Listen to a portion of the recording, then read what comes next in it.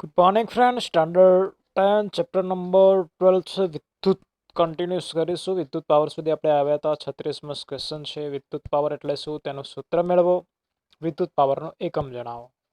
તો પાવર એટલે કાર્ય કરવાનો સમય દર. જ્યારે કાર્ય થાય છે ત્યારે તેટલા જ મૂલ્યની વિદ્યુત ઉર્જા વપરાય છે. તેથી જે દરે વિદ્યુત ઉર્જા ખર્ચાય તેને વિદ્યુત પાવર કહે છે. જો ટી સમયમાં W જેટલી વિદ્યુત ઉર્જા વિદ્યુત પરિપથમાં ખર્ચાતી હોય તો વિદ્યુત power P is equal to W divided by t. સમીકરણ નંબર 1 છે. પરંતુ પ્રવાહ પ્રાપ્તિ સ્થાનમાંથી ટી સમયમાં ખર્ચાતી વિદ્યુત ઉર્જા W is equal to VQ. So P is equal to VQ by t, પરંતુ I is equal to Q by t. So P is equal to VI. માટે ઓહમના નિયમ અનુસાર V ઇઝ ઇક્વલ ટુ શું થશે? IR. હવે P is equal to IR into I. So P is equal to I square R. ફરીથી ઓહમના નિયમ મુજબ I is equal to V upon R. So P is equal to V square R square into R. So P is equal to V square divided by R. પાવરનો SI એકમ watt છે. આથી સમીકરણ 2 પરથી watt is equal to volt cross ampere. So 1 watt is equal to 1 volt cross 1 ampere. So પાવરના SI એકમની વ્યાખ્યા થશે 1 વોલ્ટ. વિદ્યુત સ્થિતિમાનના તફાવત હેઠળ જો એક ઉપકરણ સાધન 1 એમ્પિયર વિદ્યુત પ્રવાહ ખેંચે તો તે ઉપકરણ સાધન વડે વપરાતો વિદ્યુત પાવર 1 વોટ છે તેમ કહે છે. ક્લિયર. ક્વેશ્ચન નંબર 37 છે વિદ્યુત ઉર્જા એટલે શું, તેનો વ્યાપારિક એકમ શું છે, તેની વ્યાખ્યા આપો.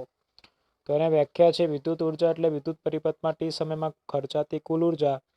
ખર્ચાતી કુલ ઉર્જા માત્ર ઉપકરણના પાવર પર જ આધાર રાખતી નથી, પરંતુ જે સમયગાળા દરમિયાન પાવર લાગુ પાડવામાં આવે છે તે સમયગાળા પર પણ આધાર રાખે છે.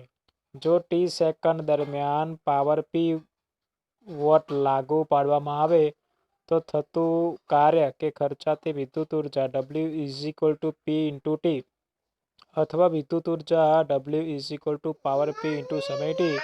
પરંતુ વોટ એ બહુ નાનો એકમ છે, તેથી વ્યવહારના ખૂબ મોટો એકમ kilowatt is equal to 1000 watt બરાબર છે. બરાબર, મોટા એકમો કિલોવોટ છે.